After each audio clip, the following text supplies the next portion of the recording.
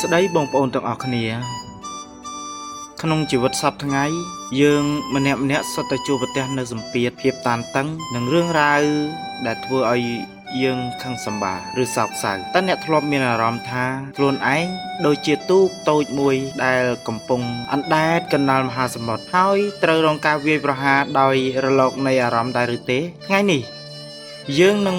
មករៀនពីរបៀបធ្វើជាម្ចាស់លើអារម្មណ៍ខ្លួនឯងនិងការរកសាងសន្តិភាពក្នុងចិត្តដែលជាទ្រព្យសម្បត្តិដ៏មានតម្លៃបំផុតរបស់មនុស្សជាតិ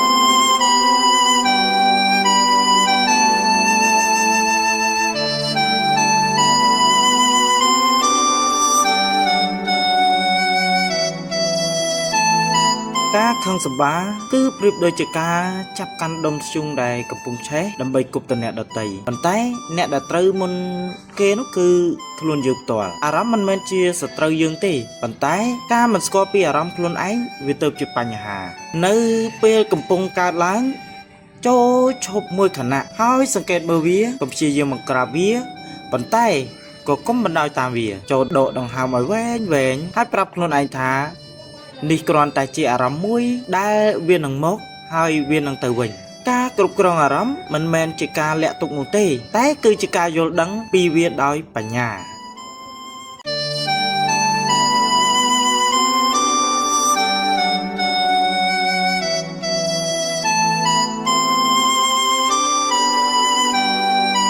សន្តិភាពក្នុងចិត្តមិនមែនកើតឡើងដោយសារយើងមានអ្វីៗគ្រប់យ៉ាងតាមចិត្តចង់នោះទេតែវាកើតឡើងនៅពេលដែលយើងរៀនលះបង់នៅអ្វីៗដែលមិនចាំបាច់នឹងការអភ័យទោសយើងច្រើនតែផ្ទុកនៅរឿងរ៉ាវអតីតកាលការគុំគួននិងការឈឺចាប់ទុកក្នុងចិត្តដែលវាកាន់តែធ្ងន់ទៅពីមួយថ្ងៃទៅមួយថ្ងៃការអភ័យទោសមិនមែនមានន័យថាអ្នកដទៃត្រូវនោះទេតែវាមានន័យថាអ្នកជ្រើសរើសយកសេចក្តីសុខឲ្យខ្លួនឯងនៅពេលអ្នកលែងដៃពីការគុំគួនចិត្តរបស់អ្នកនឹងស្រាលដូចស្លាប់អាស័យចូលរៀនរស់នៅជាមួយបច្ចុប្បន្នកាលព្រោះវាជាកន្លែងតែមួយគត់ដែលសេចក្តីសុខពិតប្រាកដស្នាក់នៅ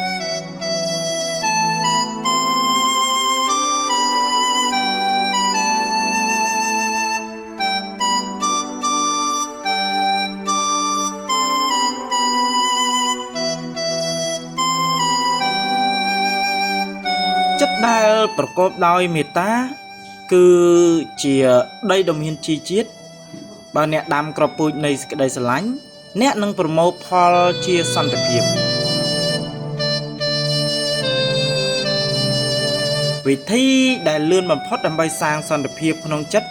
គឺការចែករំលែកសេចក្តីស្រឡាញ់ដល់អ្នកដទៃនៅពេលអ្នកជួយអ្នកដទៃ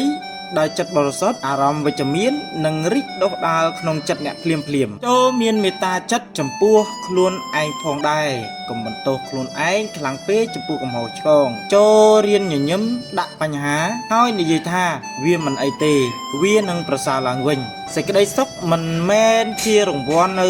ចុងផ្លូវទេតែវាជាផ្លូវដែលយើងកំពុងដើរ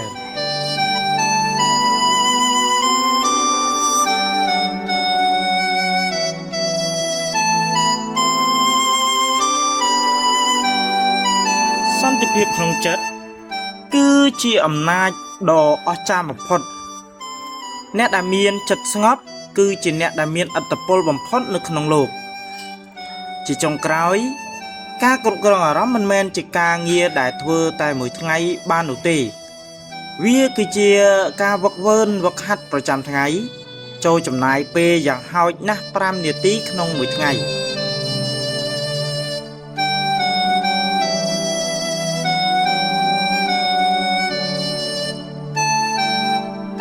ដើម្បីនៅស្ងៀមជាមួយខ្លួនឯងស្ដាប់សំឡេងដង្ហើមខ្លួនឯងនិងដឹងគុណដល់ជីវិតនៅពេលចិត្តរបស់អ្នកមានសន្តិភាពអ្នកនឹងក្លាយជាពន្លឺបំភ្លឺដល់មនុស្សជុំវិញខ្លួនសូមអរគុណសម្រាប់ការតាមដានទស្សនាហើយសូមឲ្យបងប្អូនទាំងអស់គ្នាជួបតែសេចក្តីសុខនៅផ្លូវចិត្តផ្លូវអារម្មណ៍ទាំងផ្លូវកាយផងដែរ